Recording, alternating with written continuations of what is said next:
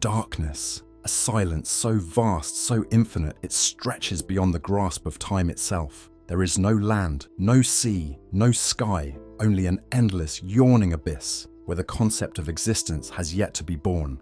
Yet, even here, in the heart of the void, there is a presence, a will, immeasurable and absolute. Before the stars were set aflame, before the mountains were hewn, before the winds carried the first whispers of life, there was Ilúvatar, and Ilúvatar was alone. This is where our story begins. Not with war, nor with heroes, nor with the glories of the world that would come, but in the deep, endless silence before creation itself. This is the beginning of Arda, a world yet unmade, a song yet unsung. And in the stillness of eternity, Ilúvatar spoke.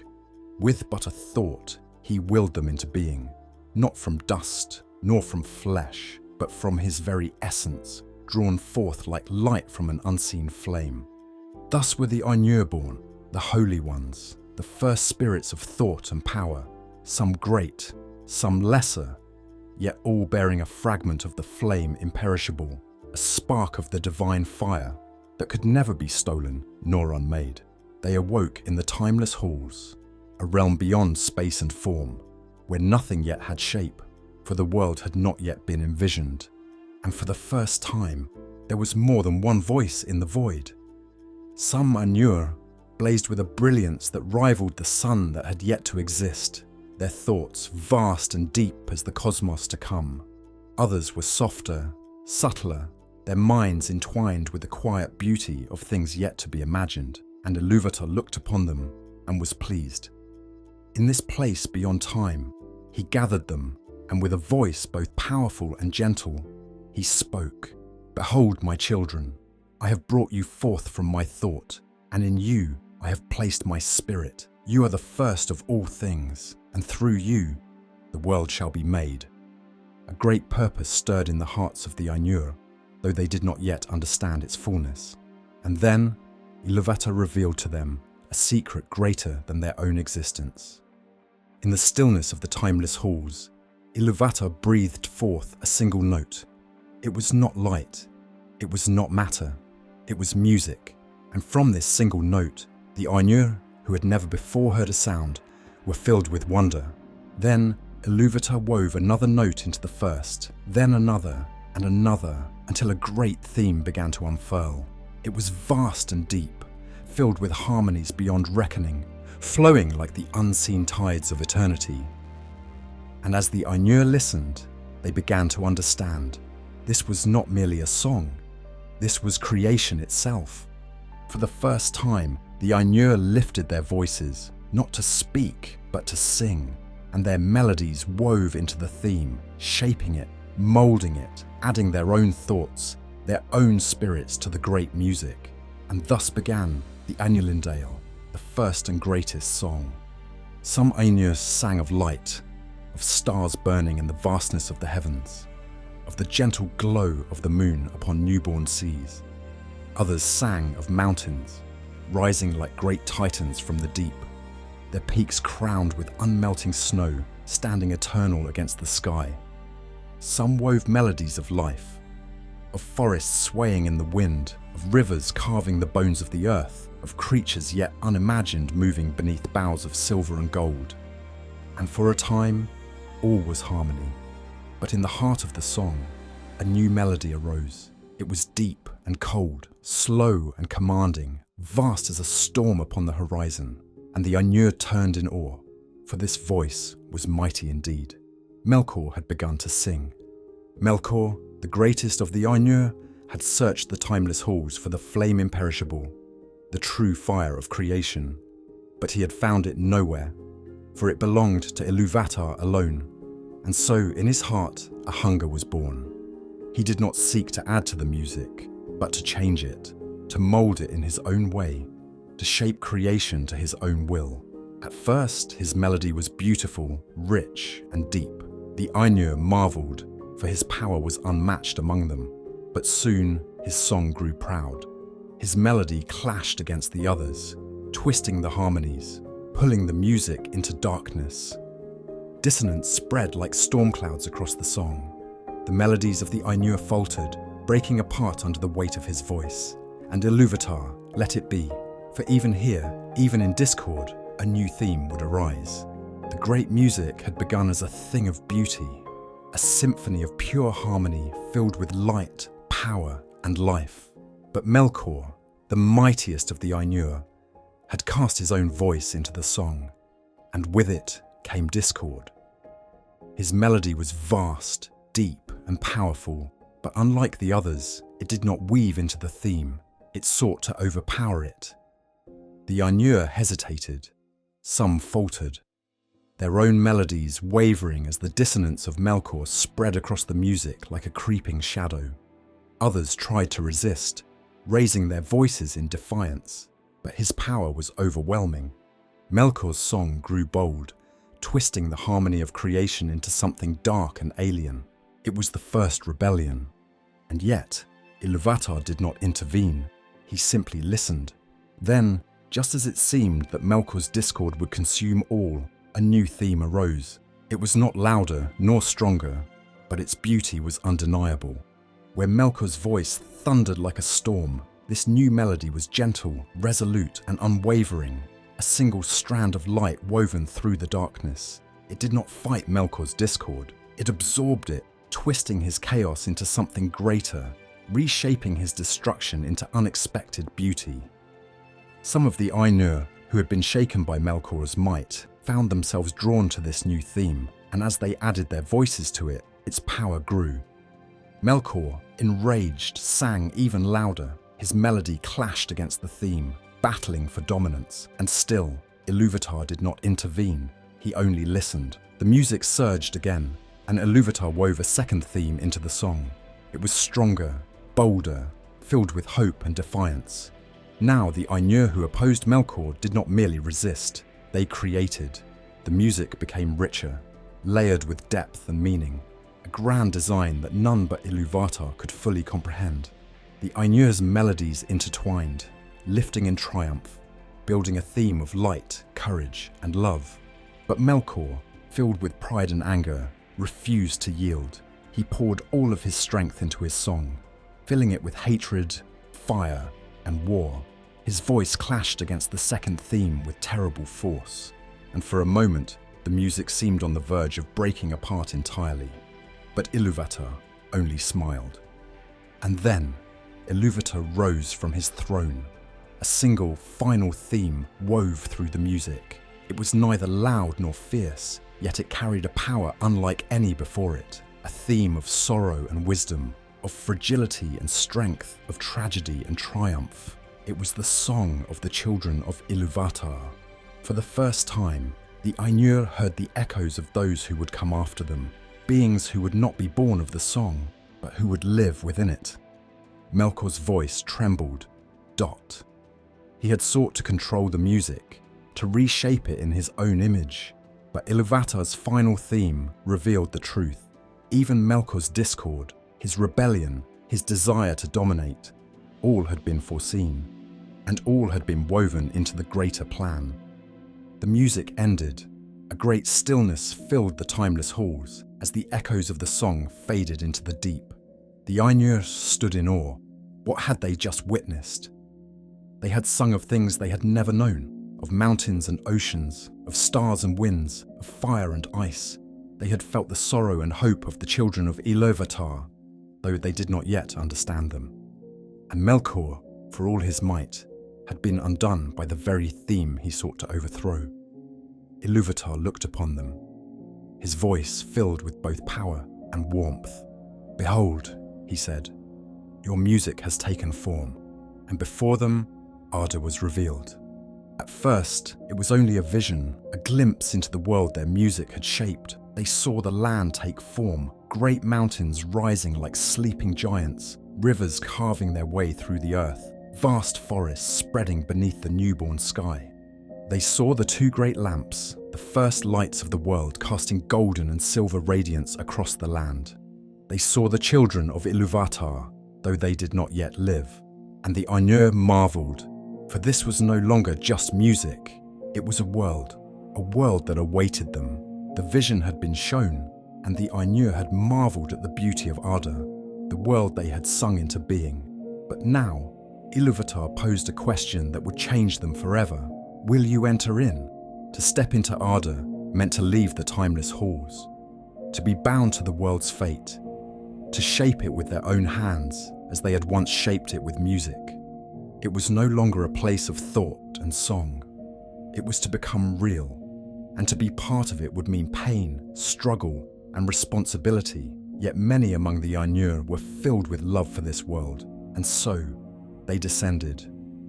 The greatest among them, the ones who would be called the Valar, took their place as the architects of creation. They were the shapers of mountains, the bringers of wind, the keepers of flame, the masters of the seas, and they were not alone, for among them came the Maiar, lesser Ainur, yet still powerful and radiant in their own ways. And thus the host of the Ainur entered into Arda, prepared to shape the world as they had envisioned. But not all who entered did so with pure hearts. Among them was Melkor, and he had his own plans. From the moment Melkor set foot in Arda, his jealousy burned. He had sought to rule this world, to bend it to his own desires. But he saw that the other Valar were shaping it without him, bringing forth the valleys, the rivers, the mountains, and the skies. And so he made war upon them. Before the foundations of the world had even settled, conflict began. Where the Valar raised mountains, Melkor tore them down. Where they carved rivers, he dried them to dust. Where they brought light, he cast shadows. The world was young and fragile, and already it was torn by battle. It was a time of chaos, as the shaping of Arda became a contest of wills between the Valar and Melkor. And in this first great war, one figure rose above all others in opposition to him. For a time, Melkor's power was unmatched. He moved through Arda like a storm, unchallenged in his destruction, until Tulkas the Strong arrived, a Valar of joy and laughter, but also of might and wrath, whose strength was beyond all others. Where Melkor brought terror, Tulkas brought laughter, not out of cruelty, but because he knew fear would not serve them, and with his strength, he drove Melkor away. The battle raged across the heavens and the newborn land. The skies roared with their fury, the seas trembled with their power, and in the end, Melkor fled, retreating beyond the world, for he was not yet strong enough to face Tulkas directly. And with his flight, the Valar were free to complete their work. The world would take shape, and for a time, peace would reign. With Melkor in hiding, the Valar began their true work of creation. They moulded the lands, the oceans, and the skies, bringing forth the world as they had envisioned it. But without light, the world remained dim and incomplete. So the Valar raised two great lamps, one in the north, Ilúin, a radiant tower of light, one in the south, Ormal, burning with golden flame. Their light shone across the world, bringing dawn for the first time. Under their glow, the first forests flourished, rivers sparkled in the new light, and the lands of Arda were filled with beauty and life. This was the spring of Arda, the first golden age of the world, and for a time the Valar rejoiced, believing their work was finally done. But in the darkness beyond Arda, Melkor was watching, and he had not forgotten. While the Valar shaped the world in harmony, Melkor worked in secret. Far in the north, hidden beneath the earth, he built Utumno, a great fortress of shadow and fire. It was a place of darkness, where the light of the lamps could not reach. A place of corruption, where he twisted the world to his will. And there, in the depths of his stronghold, he gathered his strength once more. In the cold darkness, he nurtured his hate and he waited. The Valar did not yet know of Melkor's growing power.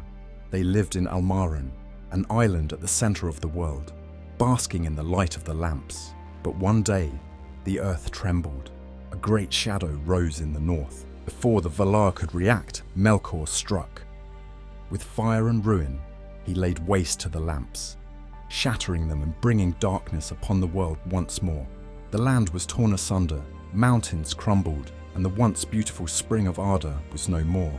The Valar, devastated, fled to the west, and Melkor, victorious, claimed Arda as his own.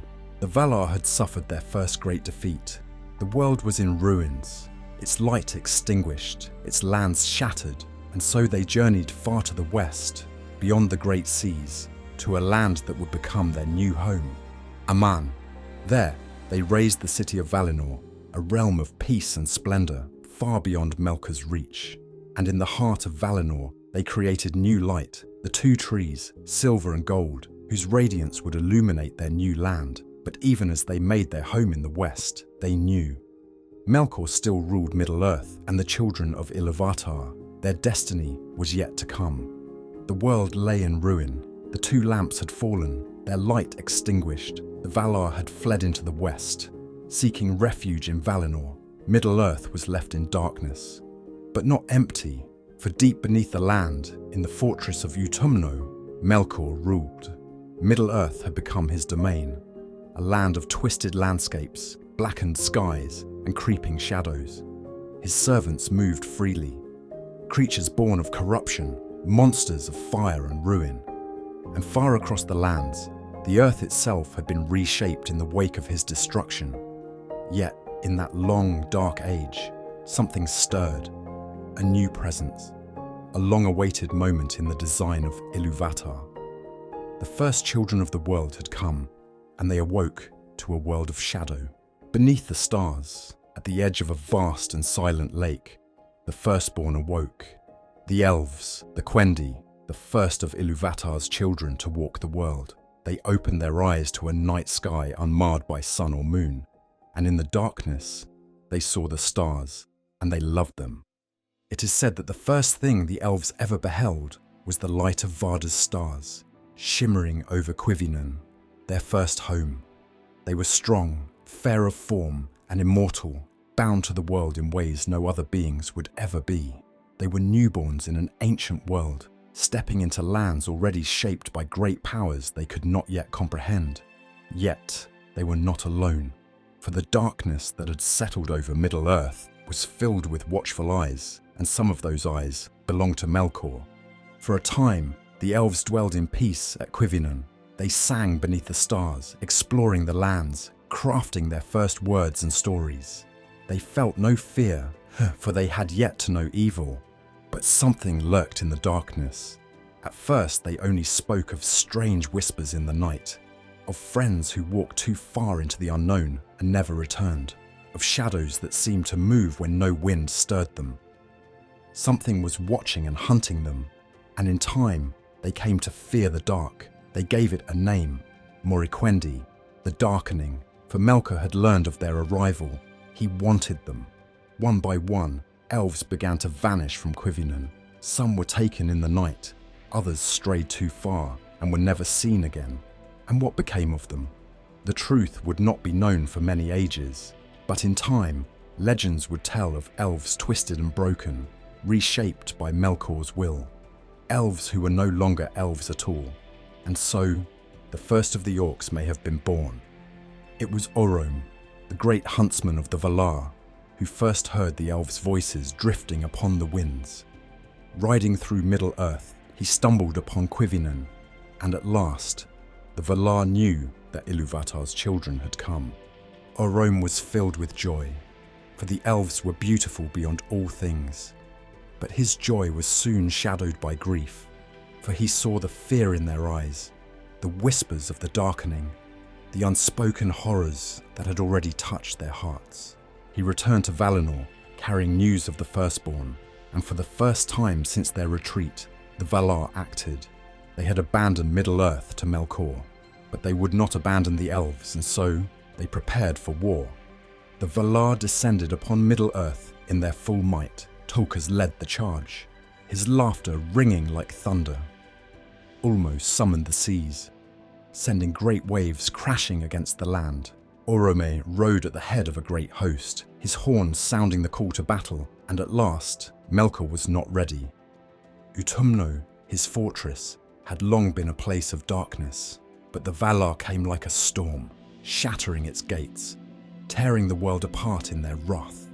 For centuries the battle raged. The land itself was broken by their struggle, and when at last Melkor was defeated, the Valar laid hands upon him and bound him in chains. He was cast into the deepest dungeons of Valinor, and for a time, the world knew peace.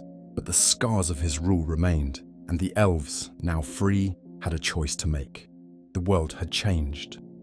Melkor was gone, but his influence was not. The elves had lived too long in shadow, and the Valar wished to bring them into the light. And so, they sent a message to Cuivinen. Come to Valinor. Come to a land where the two trees glow with silver and gold, where no shadow will ever fall, where joy will never fade. Many were tempted, but not all. For some, elves had grown too attached to Middle-earth, to the forests and rivers they had first awakened beside. And so, a great division was formed. The elves who chose to follow the summons would become the Calaquendi, the elves of the light. Those who remained in Middle-earth, refusing the Valar's call, would remain the Moriquendi, the elves of the darkness. It was the first great choice of the firstborn, and it would shape the fate of Middle-earth forever. The world stood on the brink of change. Melkor had been cast down, bound in chains, and locked away in the depths of Valinor. Middle-earth was free from his shadow, but it was scarred, and the Valar, looking upon the elves, saw the lingering marks of fear upon their hearts. They had awakened in darkness, beneath cold stars, in lands filled with unknown dangers.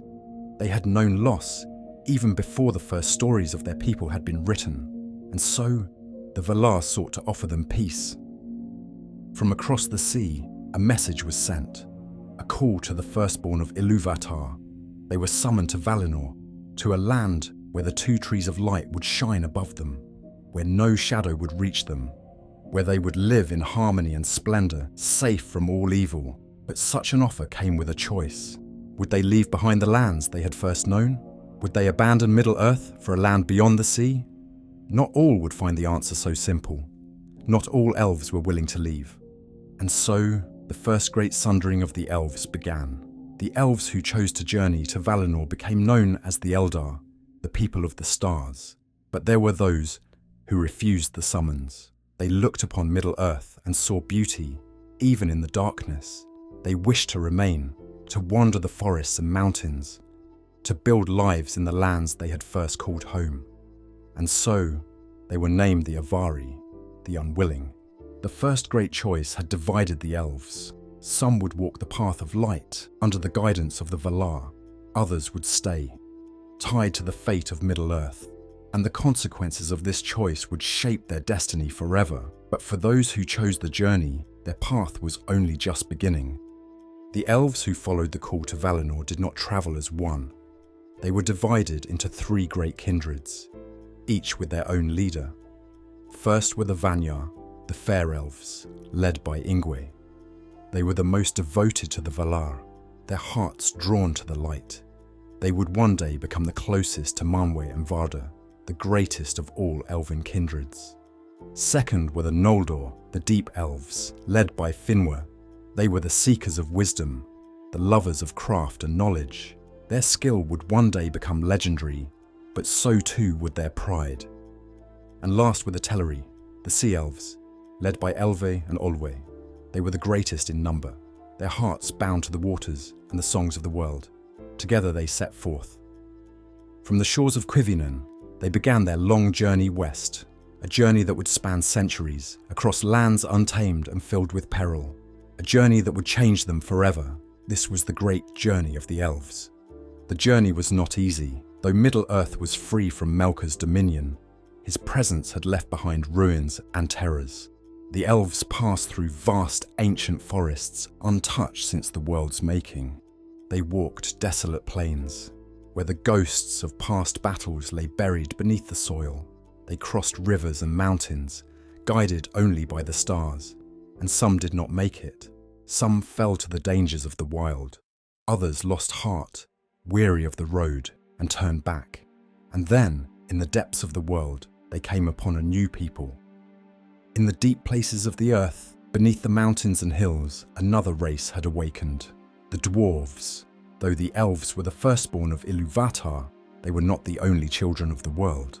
The dwarves had been forged by the hands of Aule, the smith of the Valar. Yet because they were not of Ilúvatar's original design, They had been set to sleep, waiting for the right time to wake. And now, as the elves journeyed westward, the dwarves had risen.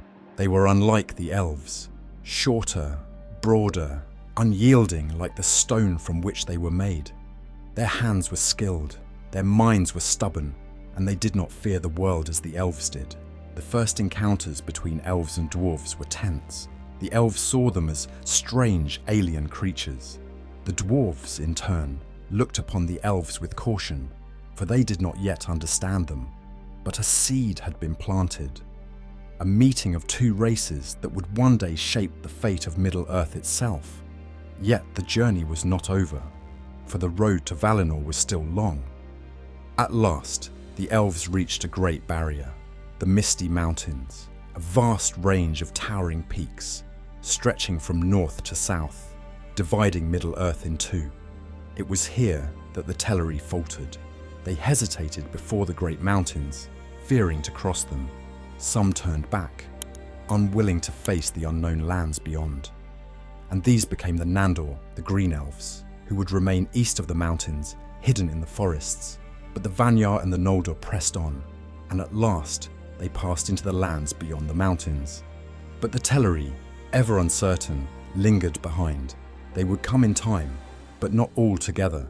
The journey was splitting the elves once more, and the road to Valinor still lay far ahead.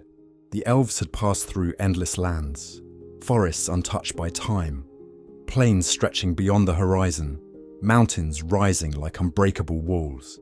But now they came upon a land like none they had seen before, a land of great rivers, of vast green plains, of forests stretching from the blue mountains to the western sea.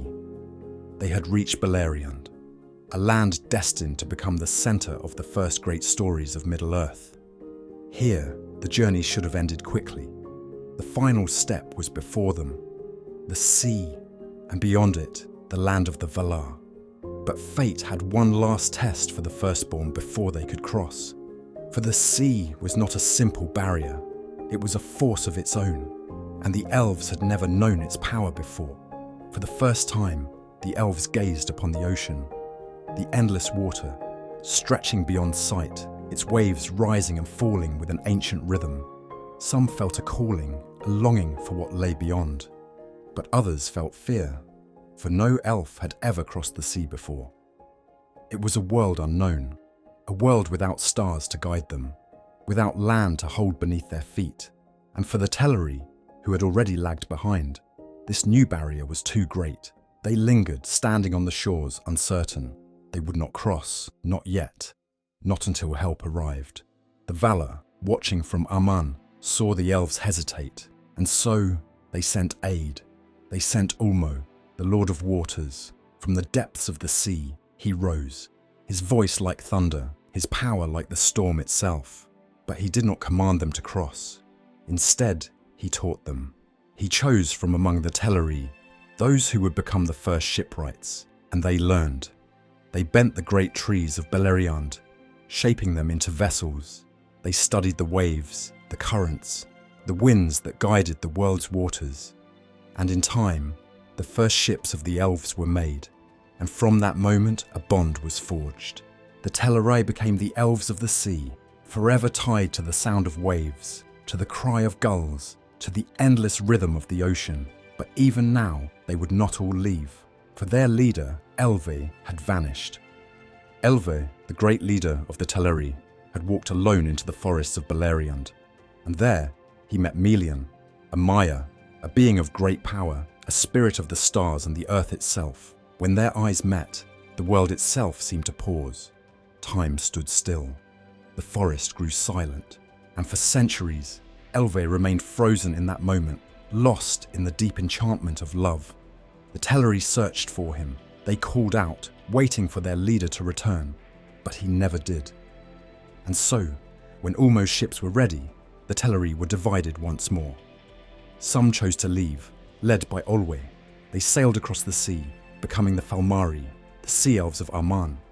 But those who remained, waiting for Elve, would never leave Middle-earth. And when he at last awoke, he was forever changed. He was no longer Elve, the Wanderer. He was now Thingol, king of the Sindar, and in the heart of Beleriand, he would found Doriath, the greatest elven kingdom outside of Valinor. The fate of Middle-earth had been set. With the Teleri divided, the Vanyar and the Noldor stood upon the shores. The ships were ready, the winds favoured them, and at last they crossed the Great Sea, the first journey across the waters of the world. For some, it was a voyage of hope. For others, a voyage of uncertainty. And for those left behind, it was the first great parting of the elves. They sailed across the straight road, the path that led beyond the mortal world, and at last they reached Aman. They had come home. They set foot upon the white shores of Aman. The light of the two trees filled their eyes. For the first time, they saw Valinor, the undying lands, the home of the Valar, and they were filled with wonder. The Vanyar, golden-haired and filled with the light of the stars, made their home upon the slopes of Tanikitil, where Manwë and Varda dwelled. The Noldor, ever hungry for knowledge, learned from Aule, the great smith, and began to craft wonders beyond imagination. And the Teleri, though they had been the last to arrive, found peace by the sea, singing songs that would echo for ages. They had crossed the world, and for a time they knew only joy. But shadows still lingered, for even in Valinor, where the light shone pure, the seeds of tragedy were beginning to grow, and soon the peace of the elves would be shattered forever. The firstborn of Ilúvatar had finally reached Valinor, the undying lands, where the light of the two trees bathed all in a golden glow. For a time, there was no shadow, no sorrow, no war, only the joy of a world unmarred by evil, where beauty knew no limit. The Vanyar dwelled closest to the Valar, their voices rising in song upon the slopes of Tanikitil, where Manwë and Varda listened from their high halls.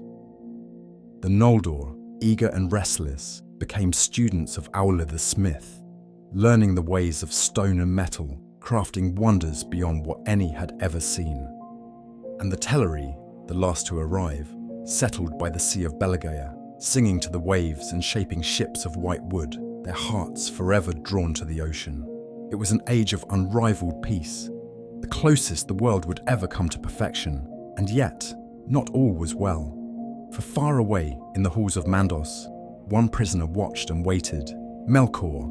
For 3 ages, Melkor remained chained. His crimes against Arda, his war upon the Valar, his corruption of the world, had been answered with imprisonment, and so he sat in the dark halls of Mandos as time passed in peace.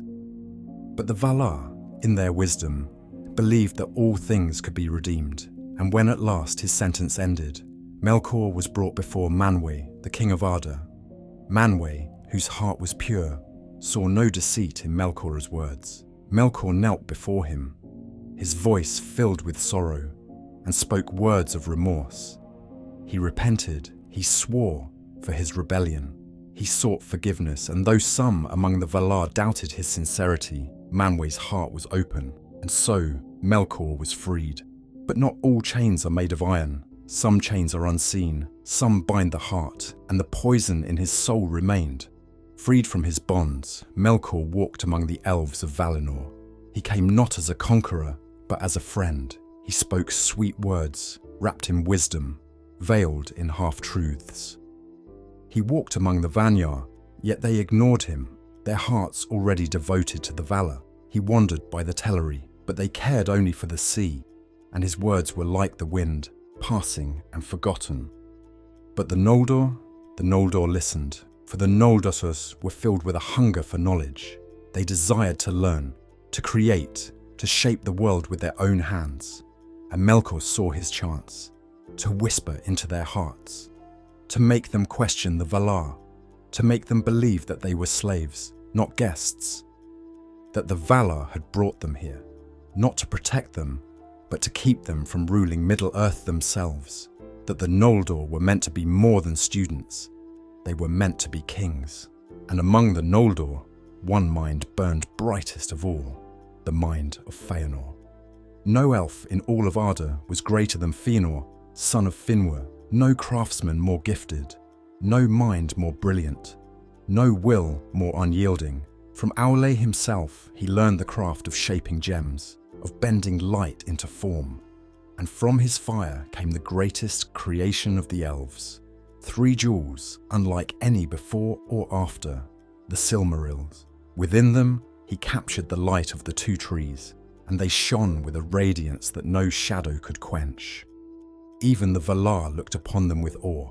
Even Yavanna, who had made the 2 trees, marvelled at his work. But Fëanor would not give them up. Not to the Valar, not to anyone. For in his heart a seed had been planted. The whispers of Melkor had taken root. As Fëanor's heart hardened, the first cracks in Valinor's peace began to form. Brother turned against brother. Doubt grew among the Noldor. And still, Melkor watched. He had done what no war could. He had sown division. And as the Noldor argued and raged, he prepared for his final move. Even as he whispered into the hearts of elves, Melkor had been seeking an ally. And he had found one, a being of shadow and fire, a spirit of flame, of rage, of ruin, a creature that had long served him in the dark, his greatest servant. And in the depths of Middle-earth, a name was spoken once more, Ungoliant. Beneath the stars of Valinor, the world still slumbered in peace, but not for long, for in the depths of his being, Melkor burned with hatred. Hatred for the Valar who had humbled him, hatred for the elves who had flourished in the light, hatred for the trees, which stood as symbols of a world he could never rule. And so, he plotted. He had already sown division among the Noldor. He had corrupted their hearts with doubt and ambition. Now, he needed only one final act, one final strike, to shatter the peace of Aman forever. But he could not do it alone. Even in his might, Melkor was no match for the Valar in open war. He needed an ally, one that hated the light as much as he did, one that had devoured the light before, in the dark places of the world. And he found her. In the abyss of Avathar, beyond the knowledge of the Valar, lurked Ungoliant. A creature of shadow and hunger, a darkness made manifest, a being with an endless appetite for light, and an endless hatred for those who wielded it. She was no mere spider. She was the mother of horror itself, and Melkor came to her with an offer. "Come with me to Valinor," he whispered, "and I will give you light enough to feast upon until your hunger is sated." And Ungoliant, though monstrous, was tempted, for no being had ever promised her such a prize, and so the dark pact was made. Together they would bring ruin to the land of the gods. On the slopes of Tanicatil, in the high halls of the Valar, a great feast was held. The Valar, the Maiar, and the elves of Aman gathered to celebrate the age of peace. It was a rare moment, where all the peoples of Valinor stood together. The Teleri came from their white ships, their songs carried by the sea breeze. The Vanya stood closest to Manwë, their voices lifted in hymn, and the Noldor, though troubled by whispers and doubt, arrived in splendour. Even Fëanor, after years of brooding, had come, for on this night he was to be reconciled with his kin. For the first time in long years, he stood beside his father, King Finwë, and all seemed at peace. But outside the borders of Valinor, in the silent lands beyond, 2 figures moved unseen, Melkor and Ungoliant. The feast had blinded the Valar. They watched only the joy within their halls, and they did not see the darkness that crept toward the trees. The 2 trees of Valinor stood tall and proud, their light washing across the blessed realm. But in the blackness beyond, a shadow crept forth. Melkor led Ungoliant to the base of the trees. There, he drew forth his great spear, black as the void, and with one terrible stroke, he pierced the roots of Telperion. A second strike, and Lorelin shuddered in agony. Their light flickered, the sky above grew dim, and then Ungoliant descended upon them. She drank their light, devouring it with a hunger that knew no bounds. The silver bled from Telperion's branches. The gold poured from Laurelin's heart, and where once had been radiance, there was now only shadow. The air filled with a horrible, suffocating darkness, a void that no fire could banish. And when Ungoliant's feast was finished, the 2 trees of Valinor were dead. For the first time in the history of Arda, the light was gone. The Valar cried out in horror. They rushed from their feast. But it was too late. The light of Valinor was no more, and in the silence that followed, Melkor fled, for his true prize awaited elsewhere. As the Valar searched the darkness, he descended upon Formenos, the fortress of Fëanor. There, within its halls, King Finwë stood alone. He would not abandon his son's treasures. He stood in defiance, his sword in hand, though he knew he could not win. But Melkor was merciless. With one strike, he slew Finwë, the first High King of the Noldor, and then he turned to his greatest prize, the Silmarils, the 3 jewels of light, the greatest work of Fëanor's hands, the last remnants of pure, untainted radiance in all of Arda, and Melkor took them. Clasping them in his iron hands, he fled to the north, to the wastes of Middle-earth, to Angband, where his dark throne awaited. And when Fëanor heard what had been done, when he learned of his father's murder and the theft of the Silmarils, his grief became rage, a rage that would set the world on fire. Darkness had swallowed Valinor. The trees, once brilliant and full of life, lay as withered husks, poisoned beyond salvation. The Valar, stunned by the sudden loss of light, stood in mourning. But in the halls of the Noldor, there was no silence. There was fire, a fire that burned within one Fëanor heart. The news had reached him swiftly. His father slain, his Silmarils stolen, his heart hardened, his grief twisted into rage, and in that fury, he gathered his sons before him and spoke words that would echo throughout history. Standing upon the high steps of Tirion, beneath a sky now blackened, he raised his sword and shouted, "By blood and by fire we swear this oath, to hunt the thief to the ends of the world, to reclaim the Silmarils, no matter the cost, to let no man, elf, nor Valar stand in our way." One by one, his 7 sons joined him. Maedhros the Tall, his eldest, the most noble of them all. Maglor, the singer, whose voice would one day be filled with sorrow. Celegorm, the hunter, wild and fierce as a wolf. Caranthir, dark of heart and quick to anger. Curufin, the one most like his father, cunning and skilled. Amrod and Amras, the youngest, bound forever to their brother's fate. They swore their terrible oath, calling upon Ilúvatar as their witness, an oath of vengeance, an oath of doom. For their vow had no mercy. It was absolute, unbreakable, and it would lead them to the first great tragedy of the First Age. Not all of the Noldor rejoiced at Fëanor's words. Many trembled at the madness in his eyes. King Finwë was dead. But the Silmarils, were they truly worth war? Yet Fëanor's voice carried like a storm across the city.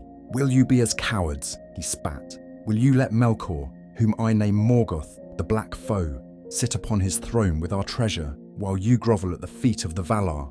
The Valar, he claimed, had failed them. They had let Morgoth into their lands. They had let him poison their people with lies. They had let him steal the very light of the world. "And still you would serve them," he bellowed. His words ignited something in the hearts of many. Not only his sons, but hundreds of others rose in defiance. "To Middle-earth," they cried, "to hunt Morgoth and to reclaim what was stolen, to rule as they once had, before the chains of the Valar." The great host of the Noldor prepared for war, but a division split their people in 2. One voice stood against Fëanor, Finwë's second son, Fingolfin. Unlike his fiery half-brother, he did not burn with wrath. He saw the danger in Fëanor's words. "You would lead our people to ruin," he warned, but Fëanor only laughed. "Then stay behind," he sneered. "Let the Valar keep you as a pet." Still, Fingolfin would not let the Noldor be divided forever. He would not abandon his people to Fëanor's madness, and so, even as his heart was heavy with doubt, he too prepared to leave Valinor. Not out of vengeance, but out of duty. Eventually, the house of Finwë was split. One brother blinded by rage, the other burdened with sorrow. But the price of their departure had not yet been paid. The Noldor would soon learn that the road to Middle-earth was not so easily taken. The Noldor had gathered. A great host, armed for war, stood upon the shores of Aman. But a problem arose. The ships that could carry them across the sea belonged to the Teleri. the elves of the sea, the keepers of Alqualond.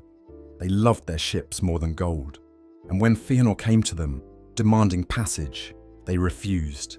They pleaded with their kin. "Do not do this," they begged. "Turn back while you still can." But Fëanor had no patience for their words. "The Silmarils were made by the Noldor," he declared, "and the doom of the Noldor shall not be denied by cowards." And so, the first swords of elves were drawn against elves. The kinslaying at Alqualond had begun. The Teleri fought with all their strength, but they were no warriors. They wielded oars and harpoons, while the Noldor bore blades and armor. The shores of Alqualond ran red with blood. The Noldor cut down their own kin, slaughtering those who had once been their brothers. And in the chaos, the first true tragedy of the Noldor was written. For even those who did not raise a blade, those who had followed Fëanor out of duty, not rage, were stained by this crime. The sea carried away the bodies of the fallen, and the Valar turned their faces away. The light of Aman had already faded.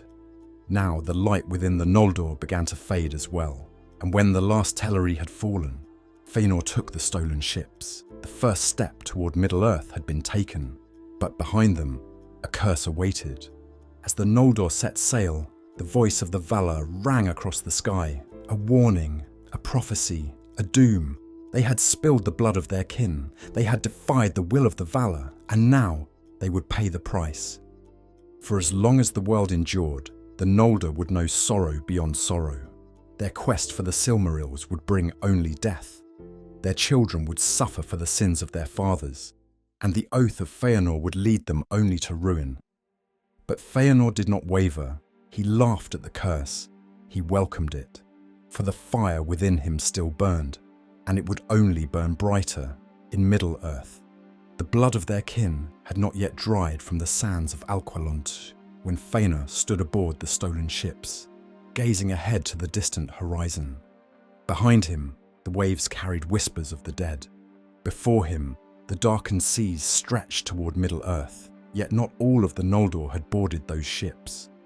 Fingolfin and his followers still stood upon the shores of Aman, waiting. Fëanor had promised them passage, had sworn they would all sail together. But as the ships cut through the black waters, a terrible thought entered Fëanor's mind. Why should he wait? Why should he share his vengeance with those who had doubted him? He had the Silmarils to reclaim. He had Morgoth to destroy. And so, he made his choice. He ordered the ships burned. One by one, the great white ships of the Teleri were consumed by fire. The sky above Middle-earth was dark, but now a crimson light danced upon the waves. Fëanor stood upon the cliffs, watching as the flames devoured the fleet. His son stood behind him, silent. There would be no turning back now. Fingolfin would never set foot upon Middle-earth. He and his followers would be stranded, left to wander the icy wastelands of Aman. Abandoned, Fëanor had cut away the last ties to his past. From now on, his fate belonged only to war, and Middle-earth awaited. But the Noldor left behind had seen the flames. Fingolfin, standing upon the cold sands, watched as the last of the ships crumbled into the sea. The truth settled over him like ice. They had been betrayed, abandoned in Aman, alone with no way forward. A murmur ran through his followers. Some called for forgiveness, for a return to the Valar, but Fingolfin did not bow. Fëanor had left them to die, but they would not die. "We will march," Fingolfin declared, "to Middle-earth, and when we arrive, let Fëanor know that we were not so easily broken. There was only one path left to them, the Helcaraxi, the grinding ice, a wasteland of shattered glaciers and eternal storms, where the ocean lay frozen in jagged peaks. None had crossed it before. Many would not survive. But they marched, nonetheless, through the blizzards, through the darkness, through the death of many of their kin. They pushed forward, step by step, toward the lands of their destiny, and though it was not Fëanor's fire that guided them, the light of vengeance burned in their hearts. Far away from the icy wastelands, Fëanor's host had made landfall. The shores of Middle-earth stretched before them, untamed and wild. Dark forests, jagged mountains, and a sky without a sun or moon, for this was still the age of stars. They were alone in the twilight, but they were not unseen. Morgoth knew they had come. His spies had watched them from the shadows, and as Fëanor set foot upon the new world, a great shadow rose from the fortress of Angband. Morgoth was not afraid. No, he had been waiting, and he was about to strike first. Before the Noldor could march inland, Morgoth's forces descended upon them. An army of orcs, countless in number, surged from the north. From Angband they came, sweeping like a black tide across the land. They had one mission: to crush the Noldor before they could take root. But Fëanor's fire had not dimmed. He did not flee. He did not hesitate. Instead, he laughed. "This is what I came for," he declared, and with his sons at his side, he led the charge. Blades clashed beneath the cold starlight. Orcs fell by the hundreds, cut down by the fury of the Noldor. The battle raged for days without rest, and though Morgoth had sent all his might, the orcs could not break them. For the first time, the Dark Lord knew fear. His forces, scattered and broken, fled back to the north. The Noldor had won, but Fëanor was not finished yet. Victory had only stoked his fury further. He had driven the orcs back, but Morgoth still lived. The Silmarils were still locked within the great fortress of Angband, and Fëanor wanted them back. Without waiting for his army, without heeding the warnings of his sons, he rode ahead, straight into the north, straight toward Morgoth's gates, straight into the jaws of doom, for Morgoth had not yet played his final hand. And as Fëanor crossed into the shadowed lands of Angband, something greater than orcs awaited him: the Balrogs. From the depths of Angband they came, demons, clad in shadows and fire. The whips of flame cracked in the air. Fëanor, fierce as he was, stood alone against them. For all his fire, for all his fury, he was still mortal, and he was not enough. The Balrogs descended upon him, and their whips coiled around his limbs. The great Fëanor, who had sworn to reclaim the Silmarils, who had led his people to war, was struck down, but he did not yield. Even as he lay dying, even as his sons rushed to his aid, his voice did not weaken. "Swear to me," he gasped. "Swear that you will never rest until Morgoth is destroyed." His fire still burned, even as his body crumbled to ash. And with his last breath, he left his sons with one final command: "Do not weep for me. Weep for our enemy, for I have set my fire upon him, and it shall burn until the end of days." Fëanor was gone, but his oath remained, and it would curse his sons forever. The body of Fëanor was gone, turned to ash, like the very fire that had burned within him. His sons gathered around the remains, their hands clenched into fists. They had sworn an oath to him, an oath that now bound them tighter than ever before. The Silmarils were still lost, Morgoth was still unbroken, and so they did not grieve. There was no time for mourning. They turned toward the shadowed peaks of the north, toward the gates of Angband, where their father had fallen. Morgoth had struck first, but the Noldor were not done fighting, not yet. In the days following the battle, the sons of Fëanor gathered what remained of their forces. Though Fëanor was lost, his army was still strong, and they were not alone. For Fingolfin, after a terrible journey across the grinding ice, had arrived in Middle-earth. The Noldor were whole once more, and with their combined might, they drove Morgoth back. His forces, already weakened from their failed attack, were pushed into retreat. Angband was sealed, its gates shut. The Noldor surrounded the fortress. The siege of Angband had begun, and for the first time in an age, Morgoth was trapped in his own stronghold. For 400 years, the siege of Angband held. The elves built great cities across Beleriand. Fingolfin ruled from Hithlum, watching the northern front. Fëanor's sons took lands in the east, standing guard over the plains. Turgon, another son of Fingolfin, had dreams of something greater, a hidden city, a place where his people could be safe from war. He had not yet found it, but in time, his city would become legend, and in the forests, Thingol of Doriath remained watchful. Though he had not marched to war with the Noldor, He was no fool.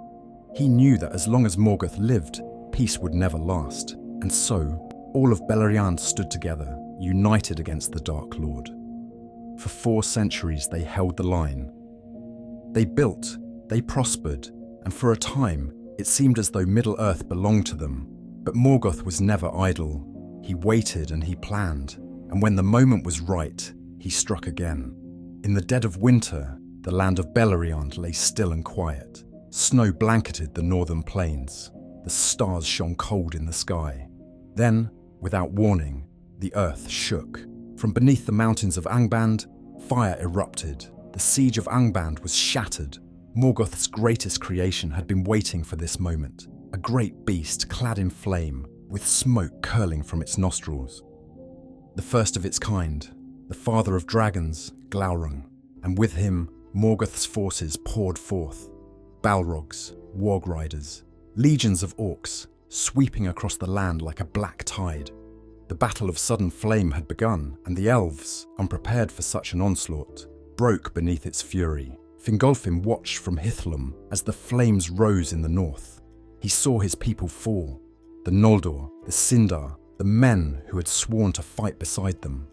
Their great watchtowers, their fortresses, their strongholds, all crumbling beneath the fire. Glaurung raged across the fields, his fire melting steel and turning the land to ash. Morgoth had played his final hand, and he was winning. Fingolfin saw the truth of it. They could not win. Not like this. Not with the Dark Lord still alive. And so, he made a choice. Alone, upon his great steed, Fingolfin rode straight to the gates of Angband. He passed the ruins of his people. He saw the corpses of his fallen kin. But he did not stop. For he was a high king of the Noldor, and he had one last duty to fulfill. At last, he reached the dark gates. He dismounted, and he called out, "Morgoth!" His voice echoed against the mountains. "Come forth, Dark Lord. Come forth and face your doom." Angband was silent. For a moment, it seemed as though the fortress itself had frozen. Then, the gates opened, and Morgoth stepped forth. Fingolfin stood alone against the Dark Lord. A single elf against the black enemy of the world. The sky above them darkened. Morgoth raised Grond, his great hammer, and swung it down. The earth shook, the mountains quaked. But Fingolfin was swift. He leapt aside, and his sword struck Morgoth's flesh. A cry rang out, the first Morgoth had ever given in pain. Again and again, Fingolfin struck. His blade, Ringil, cut deep. Morgoth staggered. For the first time in an age, he knew fear. But Fingolfin could not win. Morgoth was too vast, too powerful. At last, Grond struck true. The High King fell, but as Morgoth's shadow closed over him, he raised his sword one last time, and he struck Morgoth's foot, cutting through bone. The Dark Lord would never walk the same again, and so Fingolfin died, but his legacy endured. The land of Beleriand lay scarred. The siege of Angband was broken. The fires of Morgoth had raged across the north, leaving nothing but ash and ruin in their wake. Fingolfin, High King of the Noldor, was dead.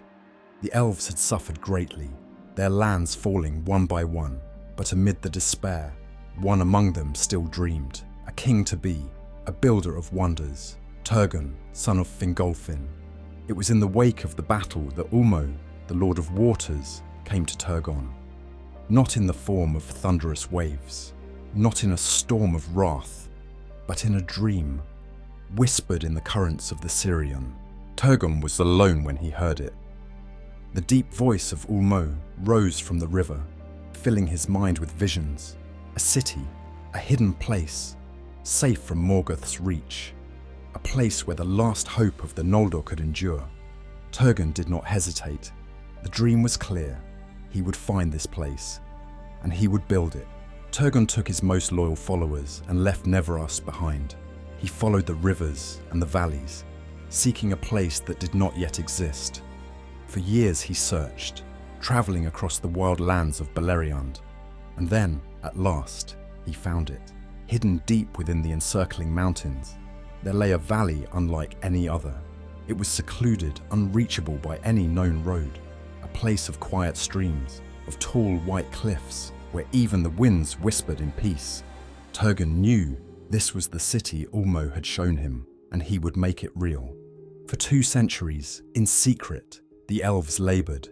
They built towers of white stone, rising into the sky like the peaks of Tanikatail itself. They carved mighty gates into the mountains, hidden from prying eyes. And at the heart of it all, a great palace, standing high above the city, a throne from which Turgon would one day rule. When the city was complete, it shone like a beacon in the night, the fairest of all the works of the elves in Middle-earth, and they named it Gondolin. Turgon was no fool. He knew that Morgoth's eyes were everywhere, and so he decreed none who entered Gondolin could ever leave. No messenger would be sent, no roads would lead here. It would remain hidden forever, the last refuge of the Noldor, a place beyond the reach of war, or so they believed. But fate had other plans, for though the city stood strong, the oath of Fëanor still loomed over the Noldor, and the curse of Mandos was not yet fulfilled. Far away, in the halls of Angband, Morgoth sat upon his throne. He did not yet know of Gondolin, but he was patient. He knew that no secret could last forever. One day, the walls of Gondolin would crack. One day, the flames of war would rise once more. And when that day came, even this hidden city would not be safe. For nothing, not even Gondolin, could escape the wrath of the Dark Lord. For centuries, Gondolin stood as a city untouched by war. Its towers glistened in the morning light. Its fountains whispered like forgotten songs. The elves of Gondolin lived as if they were beyond the reach of fate itself, but fate cannot be ignored forever. One day, a man came to its hidden gates, a mortal, a man unlike any other before him, and though he did not know it yet, his arrival would seal the city's fate. His name was Tuor, son of Huor. Tuor was born a child of tragedy. His father, Huor, had fought and died at the Battle of Unnumbered Tears, holding the rearguard as Turgon's host escaped to safety. Left orphaned, Tuor was captured by the Easterlings, who had sworn fealty to Morgoth. For years, he lived as a slave, a prisoner in his own homeland. But Tuor was of the house of Hador. The blood of great warriors ran in his veins. He escaped his captors and fled into the wild, living in exile by the shores of the great Western Sea. And then one day, Ulmo came to him. It was on the coast of Nevrast, where the waves crashed against the cliffs, that Tuor heard the voice of a god. Ulmo, the Lord of Waters, the only Valar who still cared for Middle-earth, had not forsaken the children of Ilúvatar. And in that moment, he spoke, not in words, but in the thunder of the waves, in the cry of the gulls, in the pull of the tide. Tuor felt it in his very soul. He was chosen, and Ulmo had a task for him. A warning had to be sent to Turgon. Gondolin was in great danger.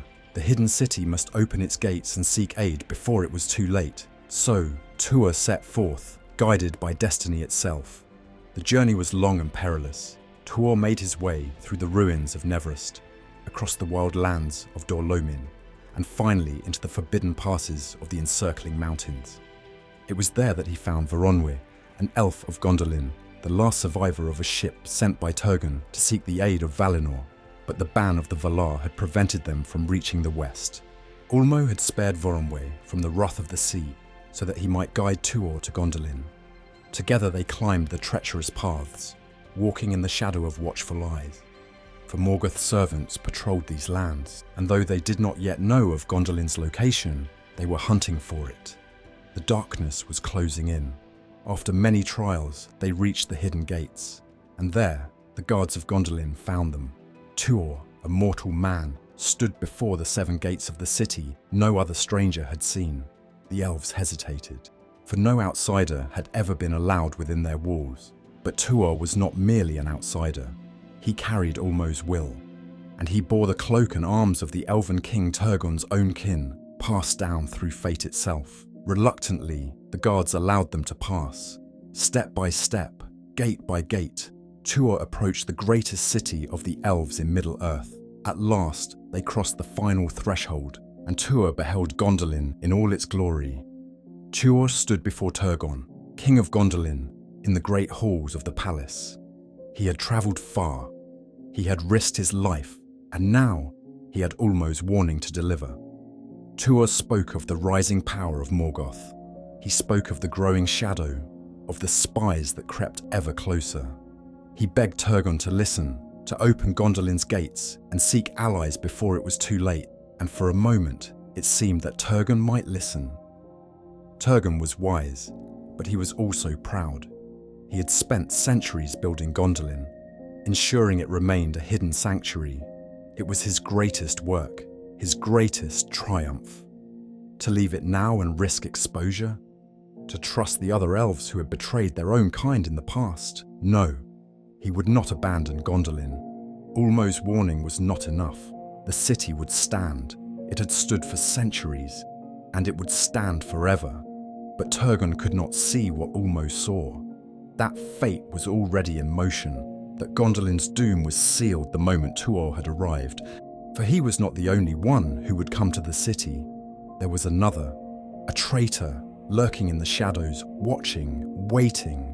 For though Tuor's arrival was a sign of fate, there was another who had already set the wheels of doom into motion. Maeglin, the son of Eärendil the Dark Elf, a master craftsman, warrior and prince of Gondolin, and a man who hated Tuor with all his heart. For Tuor was not just a messenger, he was something more. For as fate would have it, Tuor would soon win the love of Eärendil, the daughter of Turgon, and Maeglin, who had longed for her in silence, could not bear it. A seed of jealousy was planted, a seed that would one day grow into a betrayal unlike any other. When that day came, Gondolin would burn. Gondolin stood untouched, its white towers gleaming beneath the sun, but within its walls, a storm was brewing. The greatest threat to the city did not come from the outside, it came from within.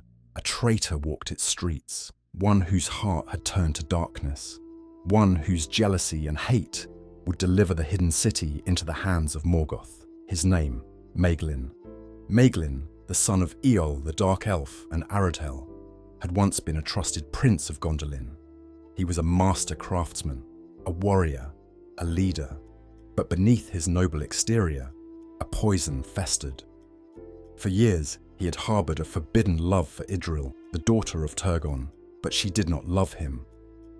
And now, before his very eyes, Tuor, a mere mortal, had won the heart that Maeglin had longed for in silence. The sight of them together, the joy in Eärendil's eyes, the laughter of Tuor's voice, it ate away at him. Bit by bit, Maeglin's soul was consumed by hatred, and in his bitterness, he made a terrible decision. It was a single moment that sealed Gondolin's fate. One fateful day, Maeglin wandered beyond the encircling mountains in search of ore, but he was not alone. Morgoth's spies were everywhere. They had long sought Gondolin, waiting for any sign of weakness, and in the deep ravines, they found him. Orcs fell upon him, dragging him before their master, and in the iron halls of Angband, beneath the shadow of Morgoth himself, Maeglin was given a choice: reveal the location of Gondolin, or suffer unending torment. And Maeglin, the prince who had once walked in the light of the elves, broke. He gave Gondolin to Morgoth. Morgoth was pleased. For centuries his armies had scoured the land in vain. Now, at last, he knew where the last free city lay hidden, but he did not attack at once. No, Morgoth was a master of cruelty. He waited and let Maeglin return. Let him walk through the streets of Gondolin. Let him look upon its towers, its people, knowing that he had already signed their death sentence. And in return for his betrayal, Morgoth promised Maeglin a reward. When the city fell, Eärendil would be his. He would rule Gondolin in Morgoth's name. Maeglin, blinded by his own desires, believed him. But Morgoth's promises were made of shadow and lies. For the Dark Lord had no intention of sparing Gondolin. It would burn, and every soul within it would be consumed by fire. But Eärendil was no fool. She had seen the change in Maeglin, the darkness in his eyes. Though she did not know the full truth, she felt the danger growing, and so, in secret, she began to prepare. She convinced Tuor that they needed a way to escape.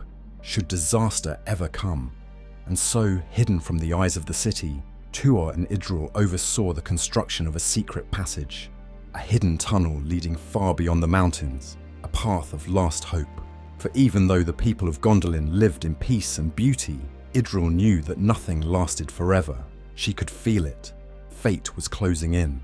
Then, one night, the sky tore apart. A shadow fell over Gondolin, blotting out the stars. A deep, terrible drumbeat echoed through the mountains. Then came the horns, the war cries, and then the first wave of flaming missiles rained down upon the city. The time had come. Morgoth's army had arrived. Thousands upon thousands of orcs, balrogs, and great beasts marched upon the white towers, and leading them were fire drakes, creatures not seen since the days of Glaurung, their scales ablaze with flame, their wings blotting out the light of the moon. The fall of Gondolin had begun. The battle was ferocious. The warriors of Gondolin fought with desperate valor, but against the wrath of Morgoth, they could not stand forever. Balrogs tore through the ranks of elven defenders. Orcs swarmed the walls. Flaming war beasts crushed the great gates. And then the dragons came. Breathing fire, they turned the streets to rivers of flame. The white towers crumbled. The fountains of Gondolin boiled away. And in the chaos, Maeglin sought to claim his prize. He found Eärendil, tried to take her by force, but standing in his way was Tuor, and the two clashed, mortal and elf, love and hatred, destiny and betrayal. Blades rang and sparks flew, and in the end, Tuor threw Maeglin from the walls. The traitor fell screaming into the flames below, and so his fate was sealed. The man who had betrayed Gondolin burned in the very fire he had unleashed, but there was no time to celebrate, for the city was still dying, and only one path remained. Gondolin burned. The flames devoured the great halls. The white towers that had once kissed the heavens crumbled into ruin. And within the king's tower, high above the carnage, Turgon, king of Gondolin, watched it all. His people were dying. His city, his life's greatest work, was being torn apart, and yet he did not move. He would not flee. The king of Gondolin had made his choice. He would stand, and he would fall with his city. Turgon turned to the warriors who remained, his captains, his loyal guards, and spoke, "Great is the fall of Gondolin, but we shall not mourn, we shall not weep, for today we make our final stand." The Balrogs closed in, and the dragons roared. The streets ran red with elven blood, and Turgon, the last High King of the Noldor in Middle-earth, raised his sword. And with a voice that echoed across the dying city, he gave his final command, "Go, lead our people to safety." He turned to Tuor, to Eärendil, to the survivors. "Escape while you still can," for he had seen it, the inevitable end, and his fate was sealed. As Tuor and Eärendil gathered the survivors and fled toward the hidden passage, Turgon and his warriors barred the gates of the king's tower. They held the line, knowing they would not survive. Then, from the flames, Gothmog, Lord of Balrogs, emerged. His whip cracked like thunder. His flaming sword burned through the darkness. He was Morgoth's champion, the slayer of Fëanor, of Fingolfin, and now he had come for the last great Noldorin king in Middle-earth. Turgon stood firm. His warriors rushed to meet the fire demon, and in the heart of his dying city, beneath the burning sky, Turgon fought. The battle was terrible. Gothmog's flames swallowed the tower. One by one, the king's guards fell, and at last, Turgon, son of Fingolfin, the High King of the Noldor, was slain. With his fall, the king's tower collapsed, a thunderous ruin swallowed by the fire, and thus Gondolin was no more. The last great city of the Noldor had fallen into darkness, but all was not lost, for beyond the walls, the last hope of Gondolin still lived. As Turgon made his final stand, Tuor and Eärendil led the last remnants of their people through the secret passage. The air was thick with smoke. The cries of the dying echoed behind them. But there was no turning back, only forward. Through narrow tunnels, beneath the very mountains that had once protected them, the survivors fled into the night. But Gondolin's doom still followed, for Maeglin's treachery was not yet done. Morgoth's forces had discovered the secret escape route. and they were coming. The survivors ran. They had no time to grieve, no time to mourn. Behind them, orcs gave chase. The Balrog's flames lit the horizon. The fire drake's roars shook the ground. Tuor knew they could not outrun their enemies forever. They had to make a stand, and so, at the narrow pass of Cirith Thorunath, he turned to his warriors and prepared for one last battle. The battle was fierce and the orcs came in waves. The defenders stood strong, buying time for the women and children to escape. However, a shadow fell over the mountains. A great black shape passed above them. The sky split open and a dragon descended.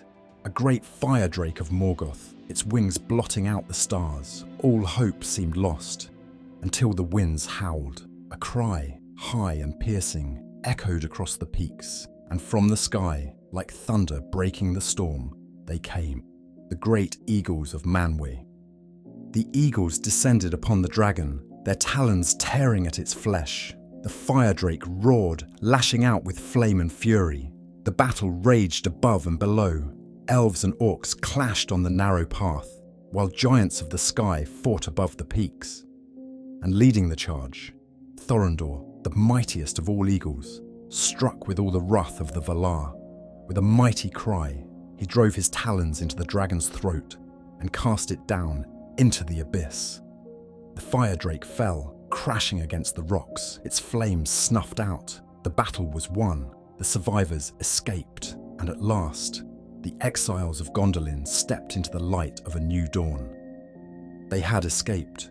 Gondolin was no more, but its last children had survived.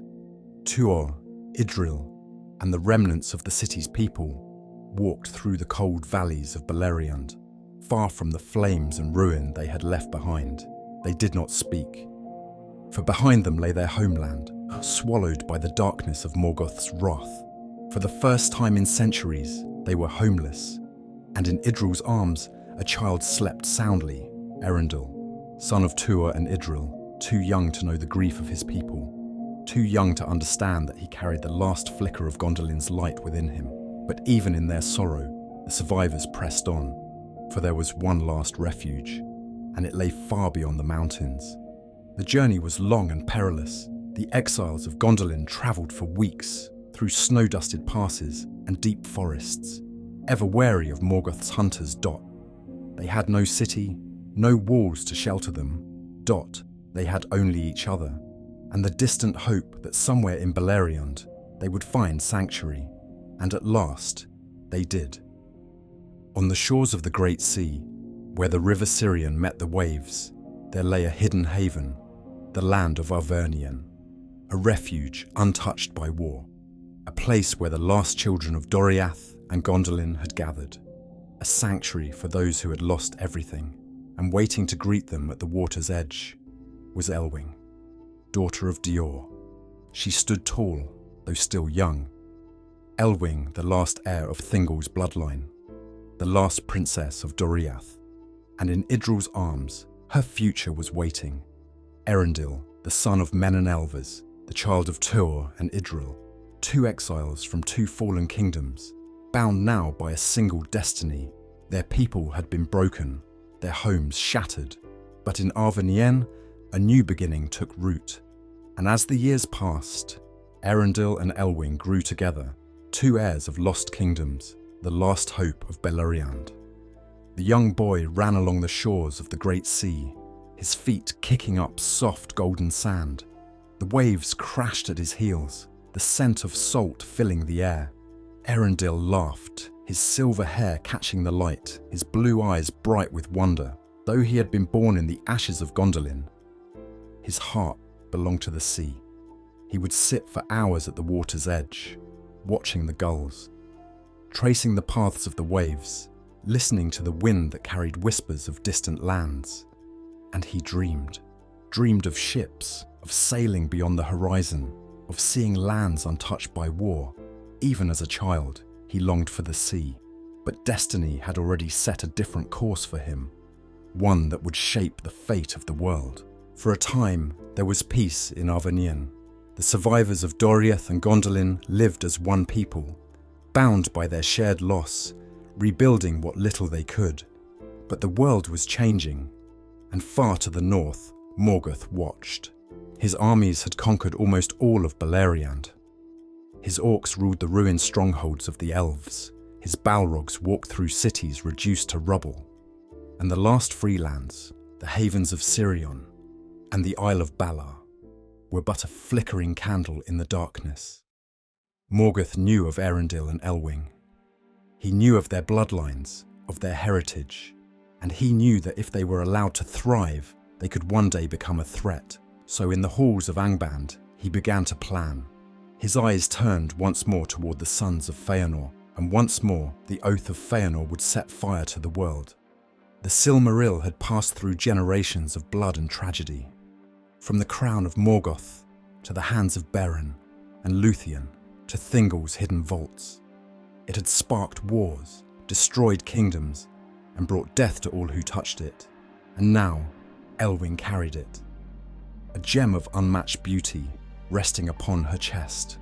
A gift from her father, Dior, a symbol of Doriath's legacy. And to Maedhros, Maglor, and the remaining sons of Fëanor, it was their birthright. They had sworn an unbreakable oath to reclaim the Silmarils, and that oath would not be denied. Morgoth did not need to send his orcs. He did not need to strike himself, for he knew that the sons of Fëanor would do his work for him. And soon, the fires of war would come to Eärendil. Eärendil sat upon the cliffs, looking out over the water. The stars had begun to rise, their light reflecting upon the waves. He had never known the golden cities of the Noldor, nor the great forests of Doriath, but he could feel their weight in his blood. He had heard the stories of Fëanor, of Beren, of Fingolfin, of the great wars that had shaped his world, and even now he could feel it, that the stories were not over yet, that his fate was still unwritten, that something was coming, something that would change everything. Eärendil's heart beat with the rhythm of the sea. In the stillness of Arda, amidst the quiet hills and flowing rivers, he often heard the ocean's call. He was a child of the sea, and from the moment he could walk, he had found himself drawn to the waters. But in the waters of Beleriand, the waves hid more than just fish and rocks. They held the promise of something greater, and now his time had come. The world was changing, the fires of war were burning once more, and his role in the world had begun to take shape. For the last of the Silmarils, the great gem that held the light of the two trees, was now in his possession. He had no way of knowing, but the Silmaril's fate was intertwined with his own, and in that moment, the gathering storm outside Arda was waiting for him. Far to the north, the sons of Fëanor could feel the weight of their oath upon them. It was an oath that had led them into ruin, that had cost them the lives of brothers and kings. The Silmarils, those gems of unearthly beauty, were the last remnants of their father's legacy. They had sworn that they would reclaim them, no matter the cost. They would hunt every soul who held one, or destroy every kingdom that stood in their way. Eärendil, though, had no idea of the blood that was about to be spilled in pursuit of the last Silmaril. He had lived his life sheltered by Arda peaceful shores, unaware of the curse that had followed the oath of Fëanor. But the time for ignorance was drawing to an end. Eärendil's destiny was now set. Elwing, his wife, sat beside him on the windswept cliffs, looking out over the sea. The Silmaril glowed softly in her grasp, its faint light a reminder of everything they had lost. Though peace had come to Arda, there was still a tremor of unease in her heart. She felt it, the pull of destiny, the weight of the oath of Fëanor, and the knowledge that the sons of Fëanor were coming. And though she longed to keep the Silmaril safe, she also knew the time had come for Eärendil to follow his calling. The moment was quiet. There was nothing but the sound of the waves and the soft glow of starlight. And then Eärendil spoke, his voice steady, yet tinged with a note of finality. "I must sail. The road ahead is dark, but I know where it leads." Elwing, her eyes filled with sorrow, nodded. "You have to go," she whispered. "The world needs you." Together they made their decision. The Silmaril would be carried to the heavens. The light would not fade with the fall of Beleriand. The next day, Eärendil stood before the great ship of his people, the Vingullo, a vessel not just for travelling the seas but for piercing the sky. The ship, forged by the elves, was made for voyages not just through the seas of the world, but beyond. It was here, on this ship, that Eärendil would embark on his fateful journey. The Silmaril would guide him through the stars, filling the night with its light. Eärendil's heart raced with a sense of awe as he gazed upon the ship. It was beautiful, unlike anything he had ever seen. He could feel the ancient magic woven into its hull and knew, deep within, that this was no ordinary voyage. This was the journey of a lifetime, the journey that would carry him beyond the mortal world, and the stars above would guide him, just as they had always done. The voyage was long, and the ship cut through the sea with a speed that was almost unnatural. For days, Eärendil and his crew sailed through the dark waters, guided by the light of the Silmaril, until they reached the borders of Valinor. But the land of the Valar was not easy to approach. A great barrier, known as the Pelori, stood tall and immovable, a range of mountains that stretched to the heavens. No mortal had ever crossed them, and no elf had dared to enter since the First Age. Yet Eärendil, with the Silmaril in his possession, had something others did not. A light, a force, a calling, a destiny tied to the fate of all of Middle-earth. And as he sailed closer to the borders of Valinor, the light of the Silmaril shone even brighter, drawing the attention of the Valar, the immortal gods. They had watched the events unfold in Beleriand, and they had seen the suffering that had come with Morgoth's rule. But now, a new hope had arrived. Eärendil, the son of two worlds, was about to stand before the highest powers in the universe, and with his arrival, the fate of the world would be rewritten. In the halls of Mandos, the Valar convened. Eärendil, with his Silmaril, stood before them. He spoke not of revenge or of retribution, but of hope, the hope of uniting the elves and men to defeat Morgoth. It was in this moment that the Valar saw Eärendil for what he truly was. A beacon of light, a symbol of resistance against the darkness that had consumed the world for so long. They did not hesitate. The Valar decided that they would aid him in his cause. They would rise against Morgoth, but only with the strength of the free peoples of Middle-earth united under Eärendil's banner. Thus, the first war against Morgoth would begin, a war that would carry the weight of all existence. When Eärendil returned to Middle-earth, he did so not just as a hero, but as a legend. The Silmaril burned brightly in the sky, its light now seen by all who lived beneath it. The armies of the Valar descended upon Morgoth's strongholds, and the world was changed forever. But it was not just the defeat of Morgoth that marked the legacy of Eärendil. It was the hope he brought, the reminder that even in the darkest times, there was a light that would shine through, and that light would never fade. But hope, once set upon the currents of fate, cannot so easily be drowned. In the west, the Valar listened, and for the first time since the breaking of the world, they rose in wrath. The skies would burn, the seas would rise, the earth itself would tremble under the weight of war. The first age of the world had begun in fire, and in fire it would end. The skies blackened, the earth trembled. A storm unlike any other in the history of Arda gathered over the lands of the north. For centuries, Morgoth, the first Dark Lord, had ruled Beleriand with an iron grip, his malice stretching from the ruined peaks of Angband to the farthest shores of the western lands. His corruption had poisoned the hearts of many, his armies had laid waste to kingdoms, and his dominion seemed unbreakable. But now, judgment had come. It began with a plea. Eärendil, the mariner, sailed beyond the mortal world into the undying lands to beg the Valar for aid. And for the first time since the rise of Morgoth, they answered. The Lords of the West, the Guardians of the World, assembled an army greater than any that had ever walked Middle-earth. From Valinor came the mighty host of the Valar, the Maiar, and the Vanyar elves, led by Eonwe, the herald of Manwë. Their banners shone with an unearthly light as they descended upon Middle-earth, their wrath kindled against the Dark Lord who had defiled their creation. The War of Wrath had begun. Morgoth, in his arrogance, believed himself untouchable. He loosed his legions, orc legions in uncountable numbers, twisted creatures of darkness, and the last of the Balrogs. The skies were set ablaze as dragons, more fearsome than ever before, emerged from Angband. Among them, Calagan the Black, the greatest of Morgoth's winged terrors, rose to challenge the might of the Valar. The battle raged for decades, shaking the very foundations of the world. But for all his cunning, Morgoth was no longer the force he had once been. His strength had waned, his mastery diminished. One by one, his armies were broken. The dragons fell. The Balrogs were hunted down to the deepest caverns of the world.